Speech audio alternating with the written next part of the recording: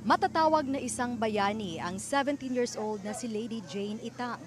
Nailigtas niya kasi ang kanyang mga magulang at 3 kapatid, kabilang ang bunso nilang sanggol.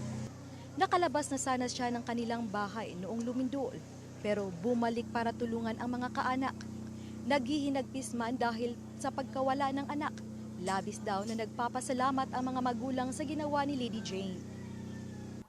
Tinawag kami lahat ng papa niya, yung bibi namin. Sabi niya, pa, ma, si bibi, anuhan nyo, dapaan nyo.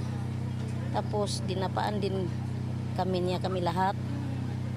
Ginanon niya kami lahat. Na siya, po niya, siya yung natamaan. Sobrang sakit, ma'am.